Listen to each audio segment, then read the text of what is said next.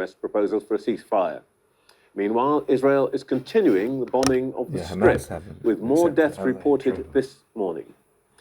I can speak now to the Deputy Foreign Minister of Israel, Sharon Haskell. Good morning, Ms. Haskell. Good morning, Trevor. Can I just start by asking why it is still the case that Israel prohibits any independent media reporting from Gaza? Oh, it's very simple. I mean, we cannot take the responsibility. This is a war zone, and it's already a very, very difficult scene in a very urban, dense combatants with many tunnels. There's an underground city. Can we afford some journalists to be kidnapped by Hamas, and then Israel will have the responsibility to release them? Can Israel afford them being killed, either by a tragedy or by Hamas? I mean, you need to understand that anything like that will always be blamed on Israel. This will always be Israel's responsibility. No, and as in other areas, and if I may say so, many of my colleagues and I myself have reported for many years from war zones where things can happen to you. We take that risk because we are professionals. That's our job. Nobody blames Israel. Why will Israel not allow independent media reporting from Gaza? Well, I have to say, you know, even with the war in Ukraine, you can go into Ukraine and report. This is a very, very large territory. But while an area or zone is being declared that it is at war, reporters are actually being pulled out by the authorities, and they close this area. Now, Gaza, the entire Gaza Strip is in a war zone. And so we have taken some journalists under our security also to actually go and view certain situation. But unfortunately, you know, and I understand that in many other cases and in many other conflict area, journalists might be able to go into certain areas. But the fact is that Israel is constantly being singled out. Israel being blamed for many actions, not at her fault as well. And so you must know that if anything, but anything happened to these reporters, even when it's not Israel's fault, if I may, Israel will constantly be blamed. If I may, I'm only really asking you this because it becomes very difficult, even for Israel's friends, to defend its actions if they don't know for themselves what is happening. And so, for example, this morning, we understand that 26 people were killed in an Israeli attack near an aid distribution center. What can you tell us about that? So I've just checked because that was breaking just as I was coming online to your show. The IDF said it's actually reviewing this issue right now to see it. They didn't have any information to give me before I came online with you. But I have to say that during the last week, we have heard so much propaganda coming from Hamas about the humanitarian distribution point that I wouldn't be surprised if that's another case like if I may say so, Ms. Haskell, that I've just asked you about a very specific incident.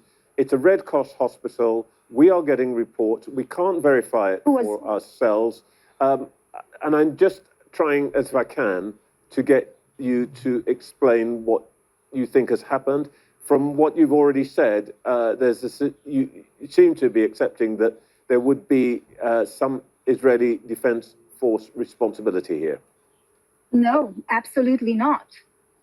I said that we've just heard about this case from your media, and that was literally 2 minutes before I came online to your show. I immediately asked to get some information, whether there's something like that, and they said they have no information and that they are searching for that information. I will not come and tell you lies. I will not come but you've just said that you know for a fact the IDF wasn't involved. I mean, no, I said either we know or we don't know.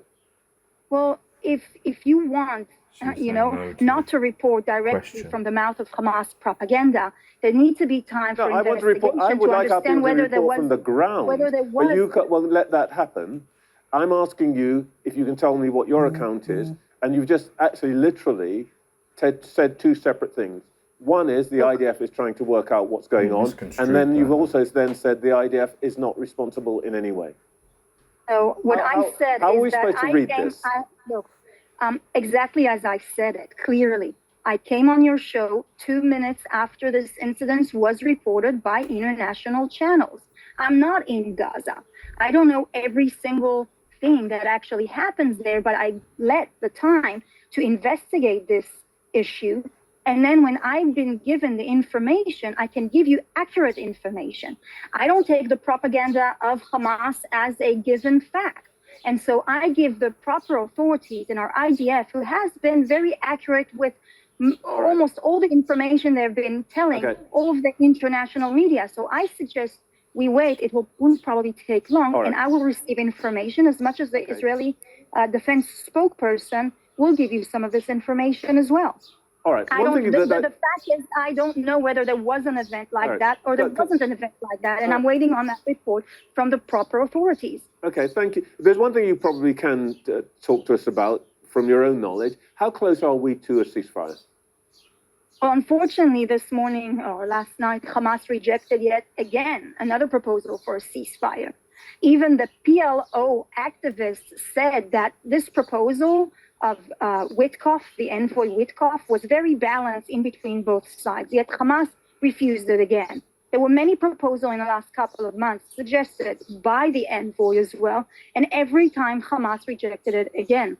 Israel accepted them. We can go into a ceasefire today. We could have gone into a ceasefire 2 weeks ago, but unfortunately, Hamas refused to accept any kind of deal over and over again.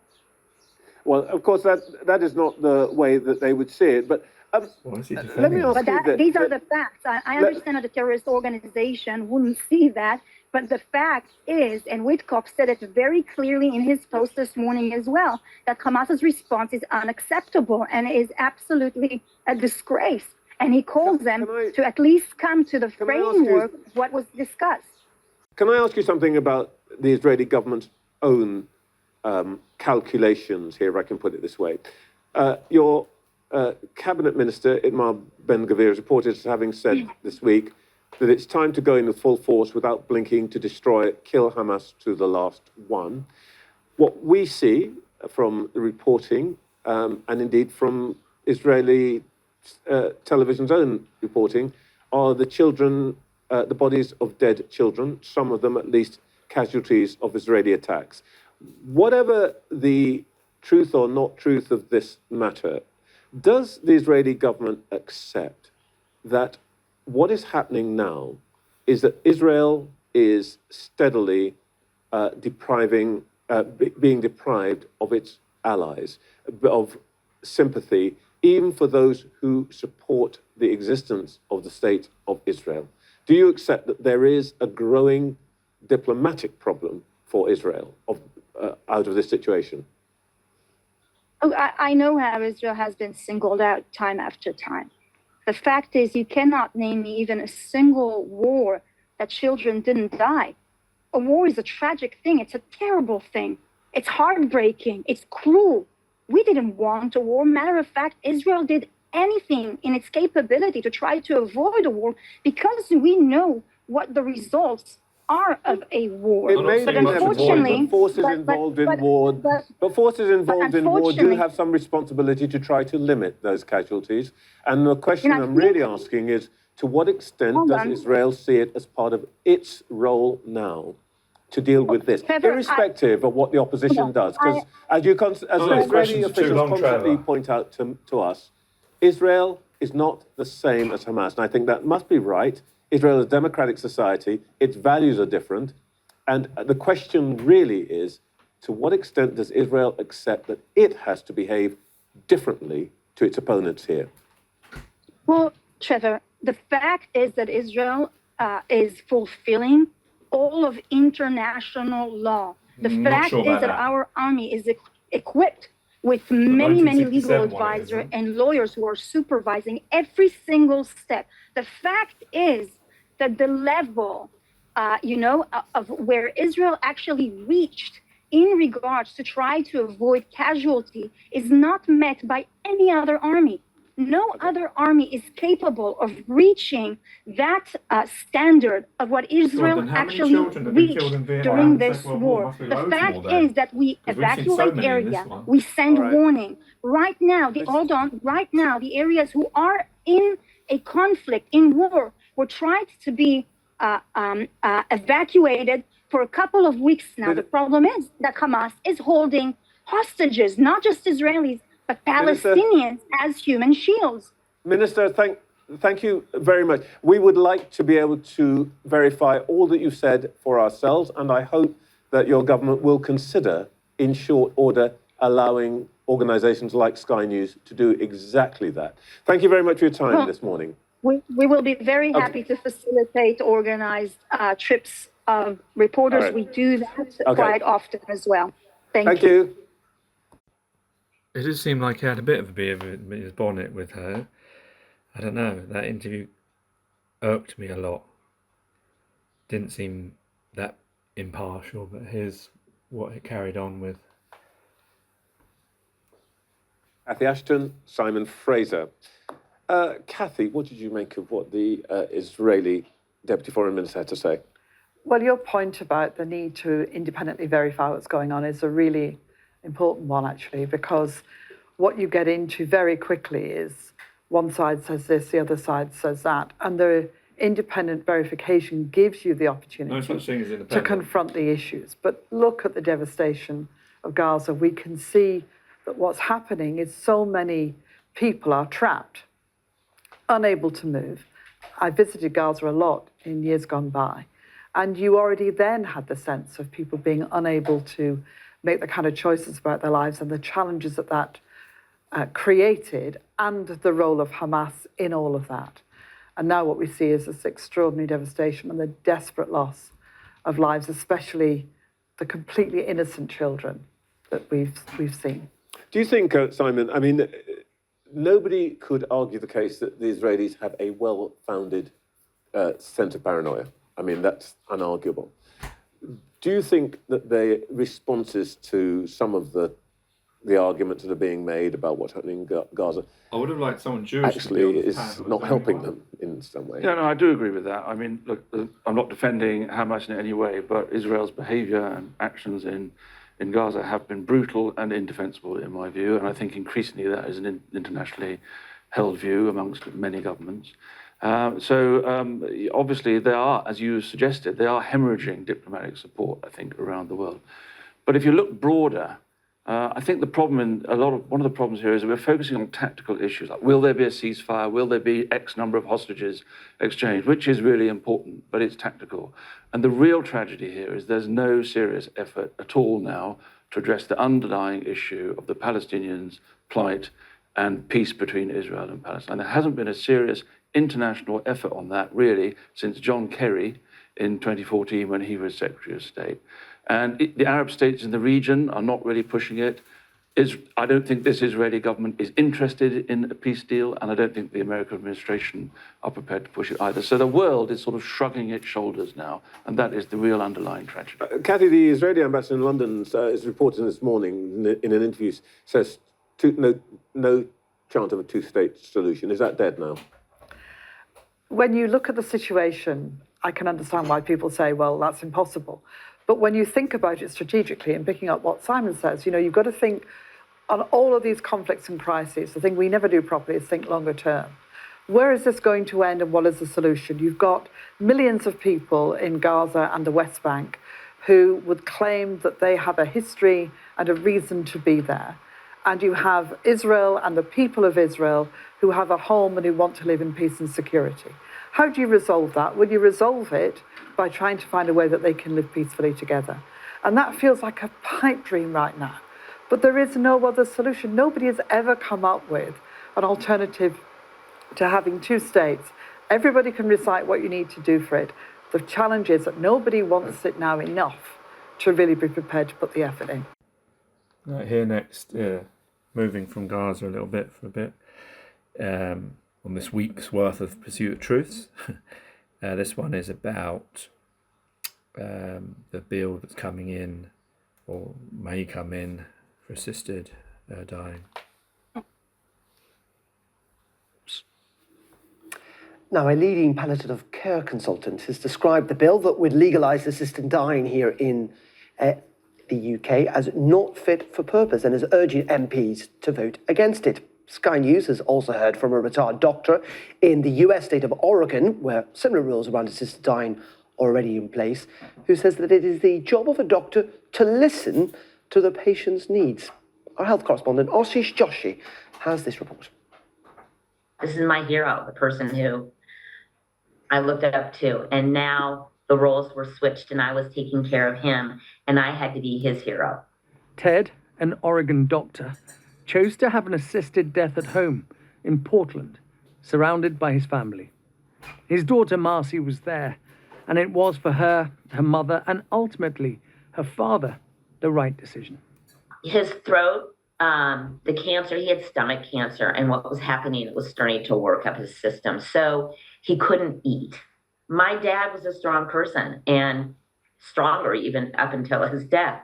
He didn't want someone to have to go to the bathroom with him to help him with that or to feed him.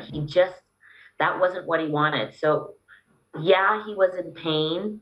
He could endure the pain, but it was really more the dignified way that he wanted to leave this earth. Oregon's assisted death model is the closest to what's being proposed here in the UK. Both require it to apply only to adults who are terminally ill, mentally competent, and have 6 months to live or less, and to take the drugs themselves.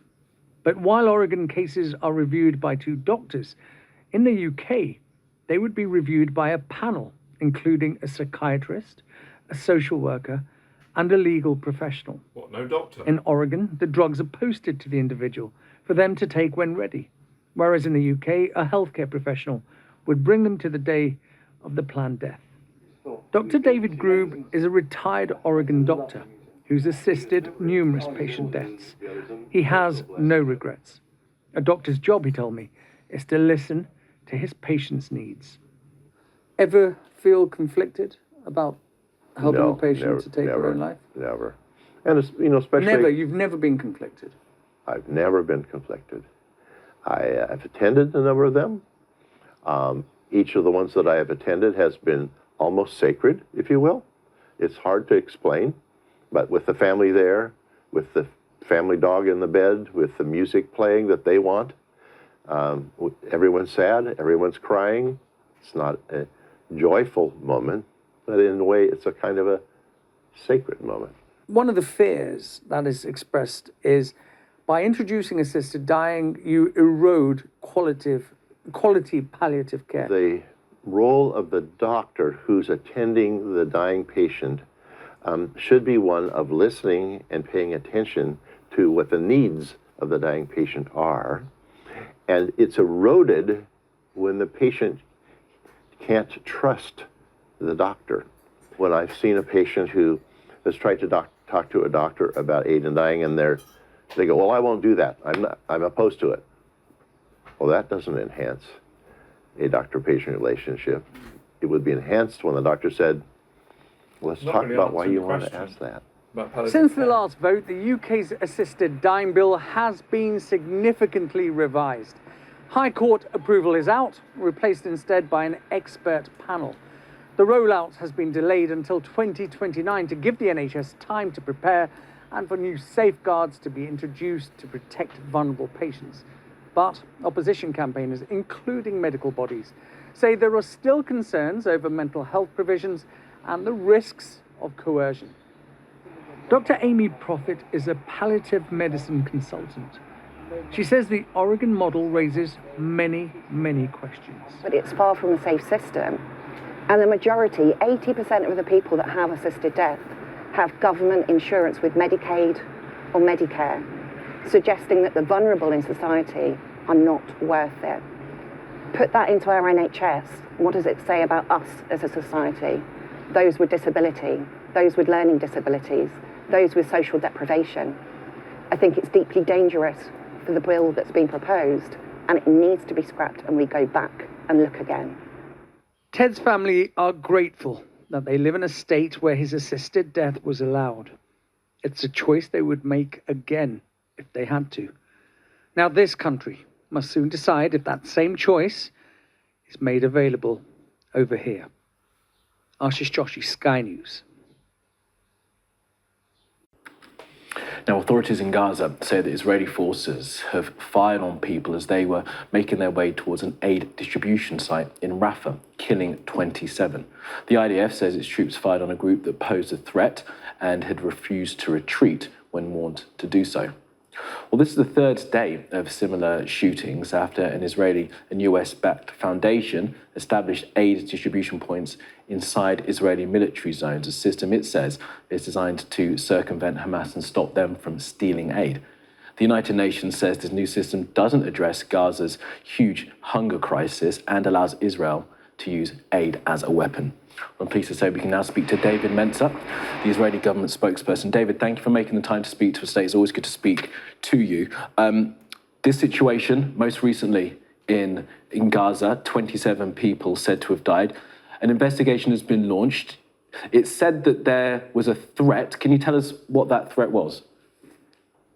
Good to be with you. Let me just tell you first on the Sunday incident, it's very important to understand that we've already released footage showing Hamas gunmen themselves shooting at their own people.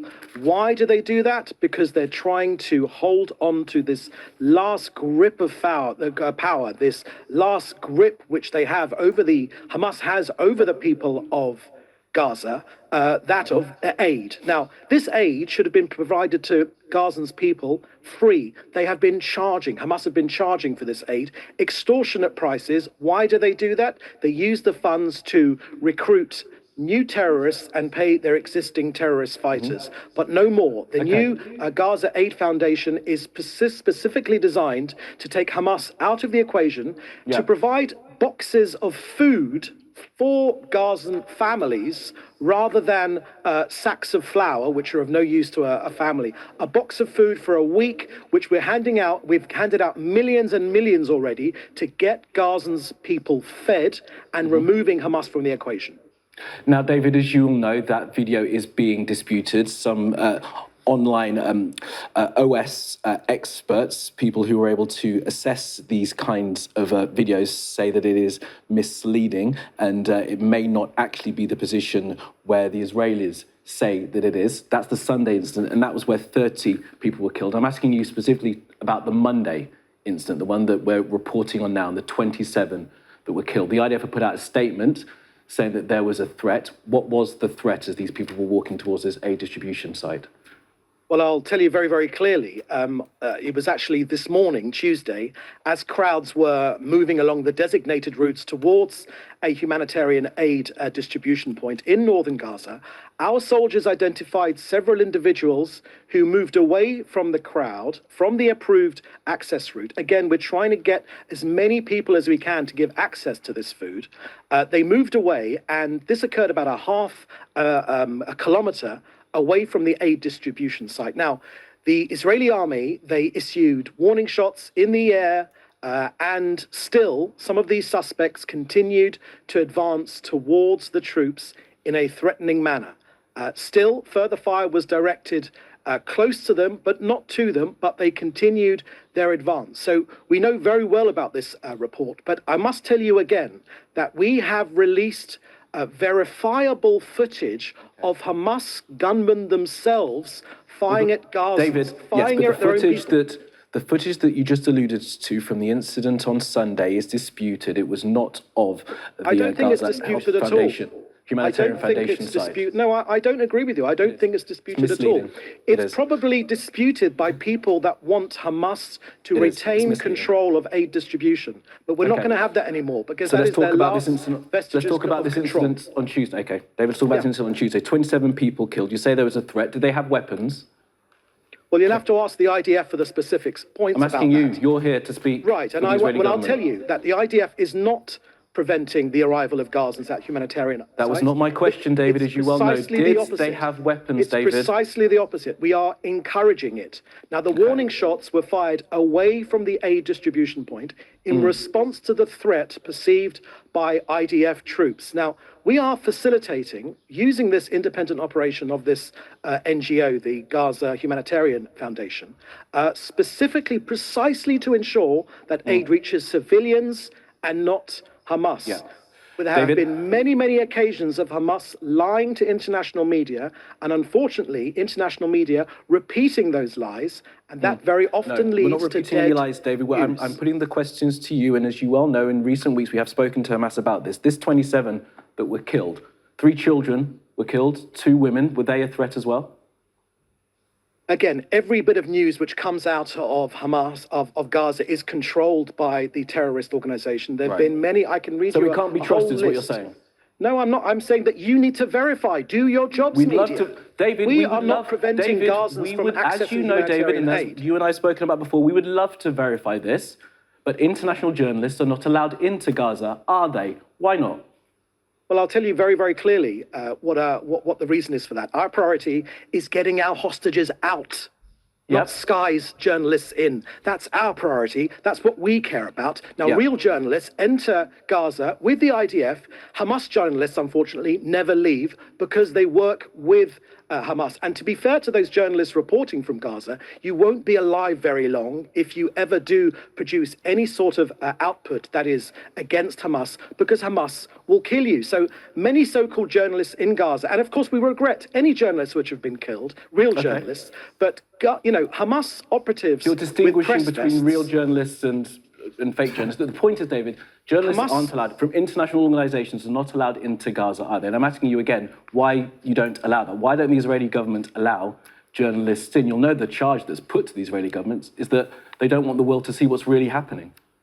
Again, so there's no shortage of output from Gaza. It's been on our front of our screens for 20 months now. But our priority is getting our hostages out. You're not letting. We want to get our live hostages out, not sending your journalists in. I will remind you that Hamas arrested a BBC journalist about 10 years ago, and they held him, and he was only released when there was an international outcry, and finally Hamas released him. Now, that same outcry has not happened for our Israeli people being held hostage for more than 600 days now. Our priority is getting our hostages out, not sending your journalists in. David, that's entirely misleading. You know that there has been international condemnation of the hostages that are still being held. It is untrue for you to make that charge. Right? I'm not talking about condemnation in words. I'm talking about real action. When real pressure is put on Hamas, the terror organization, things happen. Well, hostages as you know, are released. there's a you know peace when they get process, stronger. I'll tell you when they get stronger. There's a process that's on the way, and it's ongoing, as you know, and we'll come on to that in a moment. But I want to stick with these aid sites and distribution and the number of people who've been killed in recent days. Now, there are 4 aid distribution sites that are due to be set up under the Gaza Humanitarian Foundation. How many of those sites are operating currently? My information, which is as of this morning, is that they are operating well right now, and millions of aid boxes have been distributed to ordinary Gazans. And now, how many humanitarian aid that goes to Hamas is not humanitarian. Which is why you said at the GHF. How many of them are operating? That's why we're breaking the link. That's why there are 4. You were going to set up 4. It's reported that maybe 2.5 are operating well. Previously, the United Nations, before the blockade was brought in and the UN were expelled from working within Gaza, had 400 distribution sites. This current provision of aid is insignificant, and it is not appropriate for the amount of people that need it. So that's incorrect. Unfortunately, the UN have a vested interest in seeing Hamas remain in power. Many of the monsters of October 7th were UN employees. We know, of course, that they were in cahoots with the United Nations. At best, they look the other way. At worst, you know, every single monster that committed the atrocities of October 7th, they were graduates of a UN education. We're saying no more. If you want peace in Gaza, then remove the UN from the equation, remove Hamas from the equation, get the food directly to Gazan families, and then we can end this war. And of course, we know that the war will end immediately when Hamas lay down their arms and let our hostages go. Will it, David? Because you'll know that reported just on the 12th of May, statements by the Prime Minister, who says that the inevitable outcome of the Israeli army's destruction of Gaza will be the forced expulsion of Palestinians. Benjamin Netanyahu said while speaking to the Foreign Affairs and Defence Committee that the only inevitable outcome will be the wish of Gazans to emigrate outside the Gaza Strip. So this idea that the release of the hostages will bring this to an end doesn't stack up with what is said by your own Prime Minister. Again, so that's incorrect. Israel continues to explore and to promote the Trump plan, where we're talking about voluntary, not compulsory. The Prime Minister has never said compulsory. I sat with him many, many times. He's never, ever said compulsory. It is false reporting, indeed fake news. So you make it as miserable as possible. Not at all, not at all. The Trump plan is to enable voluntary departure of Gazans, and that negotiations are underway. Where would they go? If you allow me to answer the question instead of interrupting me, it's very rude what you're doing right now.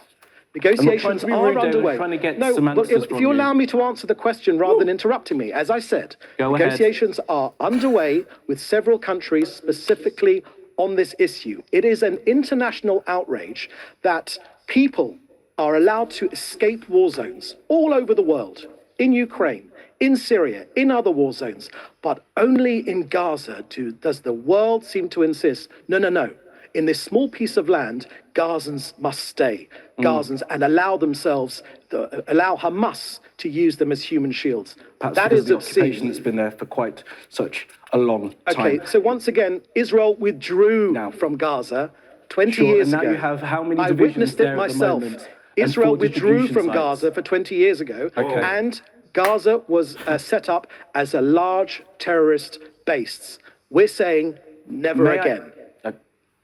Absolutely right, David. This will be agreed. Now, as you will know, we've spoken to Matt Miller, former spokesperson for the US State Department, who said to our Mark Stone that he feels that without doubt, war crimes have been committed by the Israelis in Gaza. How do you respond to that? Well, Israel has been very, very close with our US allies, and indeed we've thanked President Biden, the former president, but also President Trump and his special envoy, Steve Witkoff, for their consistent support in the tireless efforts to release our hostages.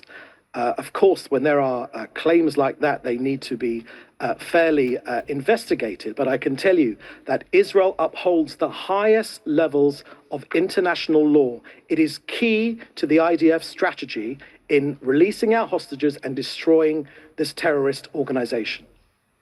David, Martin Griffiths, former UN humanitarian chief, has described the situation in Gaza as genocide. He said it's unequivocal. Of course, what's happening in Gaza is genocide, and he's not the only one. The Irish government have described it as genocide too. Amnesty International as well, the humanitarian group, described it as genocide. The former EU foreign policy chief, Joseph Borrell, also described what's happening in Gaza as genocide and ethnic cleansing. How do you work for a government that is being described as carrying out acts in this way? I work for this government with pride, because we are defending our nation. And this false charge of genocide, which you all there know to be false, this false charge, this modern day blood libel. You know, they used to say that Jews killed Christian children to use their blood to make our Passover unleavened bread. These days they say that Israel is committing a genocide, and that leads to real attacks on Jews. Real attacks on Jews. There was one in Colorado just a couple of days ago, and just in the last couple of weeks, that dreadful attack on 2 workers at the Israeli embassy in Washington, D.C. There is one way to end this war tomorrow. Hamas must release every one of our hostages, lay down its arms, surrender. Until then, we will keep fighting with pride, in accordance with international law, with force and with principle. Because we believe in humanitarian principles. You, unfortunately, have decided to side with. Yes, I will cast aspersions. You have decided to side with a terrorist organization. David, you and I Shame will on speak you. again, okay? David Mencer, their spokesperson for the Israeli government. Plenty more to come in the next hour. Woo! That was explosive, huh? That was explosive. I don't know. Kamali, he's usually like very fair-minded, and it was just, there was a lot of emotion from both of them in that. It seems like things are changing, but I don't know, but it was just, wow. Thank you, Madam Deputy Speaker. I thank the Minister for his statement, but we have been here countless times before. Last week, Israel approved 22 further settlements in the West Bank. Israeli Defence Minister Katz claimed it was a strategic move that prevents the establishment of a Palestinian state. Minister, what more evidence do we need to call this exactly what it is? A deliberate policy of annexation and genocide. Will the government now take the long overdue steps we've all been calling for years, namely the recognition of Palestine, sanctions on extremist Israeli government ministers, suspension of all arms sales and suspension of all trade? If we want to see a Palestinian state, we must do something now to prevent its erasure.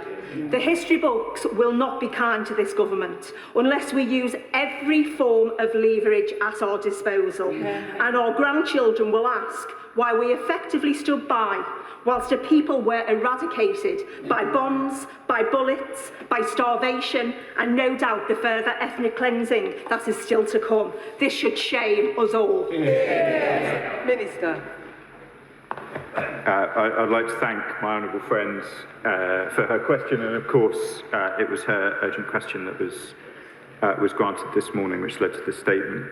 I don't agree with all of the premise of her question, but I can assure her that we will continue to convene international partners to increase pressure and take further steps as long as this catastrophic situation remains. We have taken steps. We have taken steps since we were first elected. We announced further steps on the 20th of May when the Foreign Secretary was at the dispatch box, and we will take further steps as we were clear in the joint statement between UK, France and Canada until the situation improves. Liberal Democrat spokesperson Callum Miller. Thank you, Madam Deputy Speaker, and I'm grateful to the Minister for advance sight of his statement. I spoke yesterday with a British surgeon who has regularly visited Gaza to deliver emergency medical aid. He first reported cases of malnutrition 18 months ago and is deeply anxious about what he will find when he arrives at Nasser Hospital in southern Gaza later this month. People in Gaza are on the brink of starvation.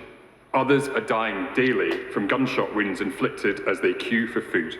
The situation is intolerable, and it is deliberate. The policies of Netanyahu's government amount to an indiscriminate assault on the Palestinian people. We must get the aid in, we must get the hostages out, and we must stop the violent, forced displacement of Palestinians in Gaza and in the West Bank. That is the only path back to a ceasefire. The time for timidity is over. Liberal Democrats have consistently called for the government to take firmer action. It must do so today. We called for the sanctioning of the extremist ministers Ben-Gvir and Smotrich 18 months ago. Will the minister finally commit to implementing these, showing we will no longer tolerate calls for Palestinian dispossession? And will the government make clear that unless the Israeli government changes course, the UK will expand sanctions to those ministers and members of the Knesset who support continuation of the blockade and the current military action? Will the government finally ban the export of all UK arms to Israel? In his response earlier, the Prime Minister said the government was working with allies to get aid into Gaza. Can the Minister expand on what options are under consideration and when these could be implemented? Last week's announcement of 22 new settlements in the West Bank, the largest expansion in years, is intolerable. The UK should have no part in this. So will ministers introduce legislation now to ban all UK trade with the illegal settlements? Will the government use the conference later this month, together with allies like France, finally to recognise the state of Palestine, showing beyond doubt the UK's commitment to Palestinians' right to self-determination and a two-state solution? Minister. Madam Deputy Speaker, the Liberal Democrat spokesperson alludes to some of the commentary of some of the Israeli government ministers I want to be clear that the UK government's issue is with Netanyahu's government. It is with the statements and actions of many of those ministers. I will not, from this dispatch box, as you know, discuss sanctions that we might take. But what I will say is that we watch very closely the statements which have come out. We have condemned them repeatedly, and they have not stopped, and they have continued, and we keep this under very, very close review. Chair of the Select Committee, Sarah Champion. Madam Deputy Speaker, the Gazan Humanitarian Foundation is no such thing.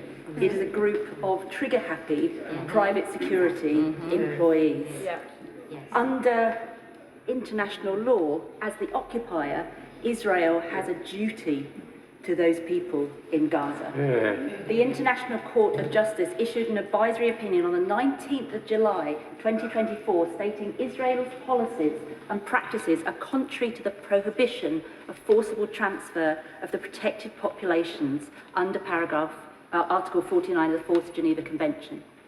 The government has still not given its response to this. And if I'm going to be very uncharitable and hopefully very wrong, this has created a limbo, which means the government is not using its full toolbox of sanctions, of prohibitions and legal accountability to hold Israel and indeed Hamas to account. When will the government act and acknowledge that they have duties under this advisory? Minister. We're closely looking at it. Madam Deputy Speaker, we continue to consider the ICJ's advisory opinion with the seriousness that it deserves. But I want to reassure the House that the powers of the Foreign Office are not set on our views on an advisory opinion, which is advisory. We abide by international law in all that we do, and our options are not constrained by the fact we have not yet pronounced a view on the advisory opinion. Kit Malthouse. Madam Deputy Speaker, as the Honourable Lady indicated, we're all frankly getting a bit fed up with the theatrics in this chamber, and if I'm honest with the Minister, it feels like the whole House is being played.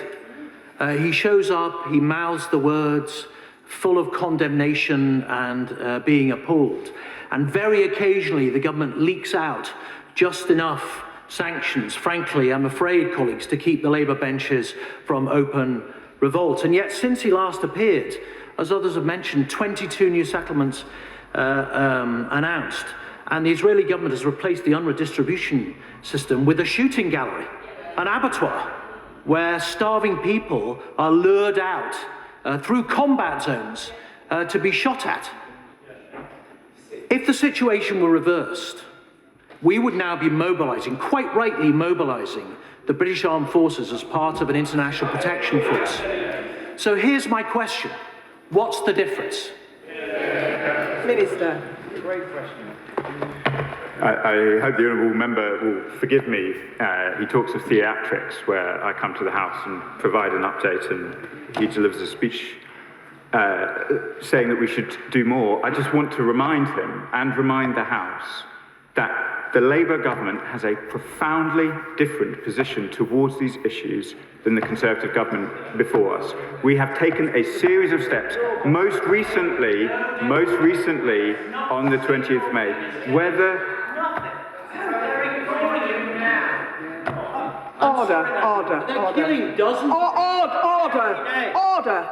Minister.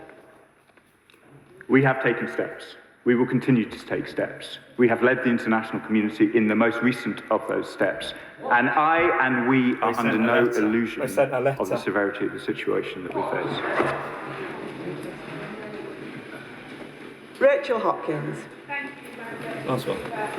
I do welcome the Minister's comments that Israel's newly introduced measures for aid delivery are inhumane, foster desperation and endanger civilians. And indeed, in just 8 days, 102 Palestinians seeking food have been killed and 490 injured. There we go. We're just listening into that speech in the House of Commons from the UK Foreign Minister, Hamish. The relationship between Donald Trump and Elon Musk has broken down spectacularly and turned into a very personal and very public feud now. It's blown up over the past 24 hours, with Musk claiming that Trump appears in files that relate to the paedophile Jeffrey Epstein. Trump then threatening to terminate Musk's company's contracts with the US government. Our US correspondent Mark Stone chews it over now. Is the only reason we can now send American astronauts into space. We have all wondered when these two would fall out, but could anyone have predicted that when it did happen, it would spiral so fast? With one tweet, a truly imploding relationship after an extraordinary escalation in the space of just a day. Time to drop the really big bomb, Musk wrote. Donald Trump is in the Epstein files. That is the real reason they have not been made public. Have a nice day, DJT. And then, mark this post for the future. The truth will come out, Musk wrote. The spiral had begun hours earlier, before those remarkable comments. It was in his lunchtime meeting with the German Chancellor that President Trump was asked about his old pal's criticism of the massive spending bill the president is trying to push through Congress. I'm very disappointed in Elon. I've helped Elon a lot. Musk hates the bill. It will raise the country's debt, he says, and he has been publicly critical of it. I'm very disappointed because Elon knew the inner workings of this bill better than almost anybody sitting here, better than you people. He knew everything about it. He had no problem with it. All of a sudden he had a problem, and he only developed the problem when he found out that we're going to have to cut the EV mandate, because that's billions and billions of dollars, and it really is unfair. Musk was watching, of course he was, and he shot back on X, of course, to his 220 million followers. Whatever, he wrote. Keep the EV solar incentive cuts in the bill, even though no oil and gas subsidies are touched, very unfair, but ditch the mountain of disgusting pork in the bill. He went on, in the entire history of civilization, there has never been legislation that is both big and beautiful. Everyone knows this. And then the kicker. Without me, Trump would have lost the election. The Dems would control the House, and the Republicans would be 51-49 in the Senate. Trump's response, Elon was wearing thin. I asked him to leave the White House. It didn't look that way on Friday, when the farewell seemed to be a fond one. Elon's service to America has been without comparison in modern history. Now Trump is saying this: the easiest way to save money in our budget, billions and billions of dollars, is to terminate Elon's governmental subsidies and contracts. I was always surprised that Biden didn't do it. And now Musk is musing with a poll whether it's time to set up a new political party. And then, late in the afternoon, the wheels came off. We do not know quite what Musk is alleging with his reference to Jeffrey Epstein. He and Trump were socially acquainted during the 1990s and 2000s.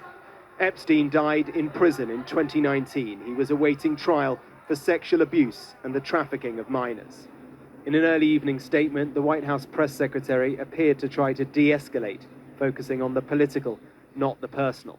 This is an unfortunate episode from Elon, she said, who is unhappy with the one big beautiful bill because it does not include the policies he wanted. The president is focused on passing this historic piece of legislation and making our country great again. This is no trivial spat. It is between the most consequential president in American history and the world's richest man. Together, they have massive political and financial clout. We have seen what that looks like when they work together. Working apart against each other, it could be so much more consequential still. And it just got very, very personal. Mark Stone, Sky News in Washington. This is page 2, and a crackdown on working from home. I didn't know this was still a thing. Yeah, I know, clearly it still is, but it's saying that people in Whitehall, the civil servants, are still very much staying away and they're not coming into the office. You know, this is surprising on many levels, mainly because it's not been a particularly quiet year. We've got the spending review coming out next week, and it says here that Rachel Reeves's office had the worst attendance rate amongst the major departments of just 63%. I mean, when you've got such big things like this going on, from an accountability perspective from the public, looking for you to be able to putting these things in place, getting these things done, you would expect really people to be turning up. And it also comes after, only in December, Keir Starmer said in what is a great quote, too many people in Whitehall are comfortable in the tepid bath of managed decline. I mean, he clearly wanted to turn this around, but it's turned into something else that he's kind of been unable to do again. And maybe he's got too much on his plate right now. And then the one more aspect of this is a point of security and data protection. But we've had so many cybersecurity attacks at the moment, and we've been warned that they'll only get worse. With so many people working across the country and not actually centralised in one place, I think it's opening government up to more cyber attacks that could go on. You know, we talk about this work from home culture. There were thousands of people that had to go to work, stacking our shelves in the supermarket, driving our buses. None of those had the privilege of being able to work from home. And so I think, you know, 5 years on from the pandemic, the culture of working from home, I think, you know, needs to be refocused. Yeah, I'm split on this one, I think. Shall we move on to the In Gaza grinds on relentlessly. A ceasefire seems as far away as ever, while Israel and its friends and enemies trade claim and counterclaim. Meanwhile, people continue to die in terrible numbers. Sky News has followed the story of British doctors working in the Gaza Strip, and there will soon be a new documentary on that topic. One of those doctors joins me now, Dr. Victoria Rose. Good morning, Dr. Rose. You've just come back. Can you describe the conditions that you were working under there? The conditions now are the worst they've ever been, really, for lots of reasons. The first is that there's been a real escalation in the bombing campaign. So the last time I was in August, although there was bombing, it wasn't constant, and the threat to us was fairly marginal, I felt. But this time, the bombing would start at 4 in the morning and it wouldn't stop. The hospital I worked in took a hit while I was there. So there was a lot more military activity going on. Possibly the hardest thing this time is the state of the population, though. They were really, I would say, on their knees. I think that Palestinian resilience that everyone says the nation has is really waning now, and you can see it and hear it. Lots of my colleagues were telling me that they would rather die than carry on with this war. This is the Palestinian colleagues. Palestinian colleagues. And then obviously with the blockade that there've been to food and healthcare items, it's very difficult to work. The population is malnourished, which has a huge implication on what I can do. They don't have the essential nutrients and vitamins they need for normal cell turnover.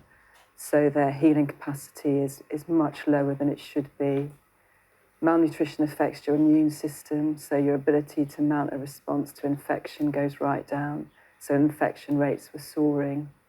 Plus the fact that because of the aid blockade, we basically at NASA only had 3 antibiotics left, 3 types of antibiotics. This is a hospital that you're working at, yeah. And none of those were adequate for the sorts of wounds I was seeing. So you were seeing a lot of avoidable deaths, a lot of small children dying from sepsis that would have been prevented if they'd been in the Western world. So yeah, overall it was really, really difficult time to be working there. We've seen some of the reporting that you yourself have done from there on Sky News, and it is harrowing. What are the typical injuries that you've personally been dealing with? It's all bomb blast injuries, so it falls into 2 categories. The first is a burn from the heat of the explosion, and you're seeing quite big burns. So in small children, we were seeing 35% burns, which in the UK would have a 50-50 survival rate. And then adults, you're seeing a much higher percentage of burn. The other type of injury is a direct injury from the blast. In the August, we were seeing a lot of shrapnel-related injuries. So when the blast goes off, whatever's around you, bits of masonry, get sort of whipped up in the explosion and then weaponized, and they're ejected at very high volume, at very high speeds, and they would hit a civilian. If they penetrate the chest, abdomen, or head, it's normally game over straight away. But if it hits you in a limb, it's likely to break a bone and lacerate skin or remove some skin. And those are normally survivable if you can get to hospital. This time, however, it seemed to be more direct hits, and we were seeing a lot more bits of the body blown off. So we had a 7-year-old on our operating table who'd been in a blast injury, and her knee was missing. So the bone of the knee from the actual kneecap itself to midway down the shin had gone. All the skin overlying it had gone. And I was looking at the back of the leg from the front, really, and it was all anatomically quite difficult to get your head round. You spoke a moment ago about the effect of malnutrition. Is that because of the aid blockade? Yes, definitely. I didn't see any fresh fruit and vegetables while I was there. We had to bring all our own food in. Before, we've often been fed by the hospital. They will feed the NGO teams. That didn't happen this time. They don't have enough food to feed the hospital staff. They're trying desperately to feed the patients, but in certain situations, they're not able to do that. So there is a real lack of food. All of my colleagues that I met in August and met again in May and June have lost weight, all sort of 5 to 10 kilos weight loss. There are two explanations given for this. One is that there is food going into Gaza, but its distribution is interrupted by armed gangs, by terrorists, and by Hamas itself. The other explanation is that the food is not getting in at all. Do you have any, you wouldn't necessarily have seen it, but do you have any idea which of those is true and to what extent? So this is just pure I think speculation the without fact. What's the point of It's that? probably not getting in the right way. I haven't seen any evidence of the looting that has been cited. But obviously, if there is looting and there is a black market, the answer is not to withhold the food. The answer is to flood the market, and then you won't have that problem of looting. But I think what's happening now, the way in which the food is being militarized and distributed in very small areas so that the population have to make large journeys to present themselves, to be given food, is not effective. And when we look at the ways in which the United Nations ran the operation, which was aid at scale through multiple entry points delivered to the community, not just food, but also the essential services that UNRWA do, Save the Children, the World Food Organization, getting it to the people worked far more effectively than this operation does now. Can I put this to you? The Israeli Defense Force claims that there are armed militants who use schools and hospitals as command centres, essentially as shields for their activities. And, I've been not in Gaza, but in similar zones, and that is not an uncommon thing. Have you seen any evidence of that in Gaza? I can only speak for the hospitals, but I've never treated or seen anyone in any of the hospitals that I've worked in military uniform or with a weapon. The only people I've ever seen in Gaza with military uniforms and weapons are the IDF. Dr. Rose, thank you very much for your time this morning. Thank you very much. And this one, I didn't get the beginning of it.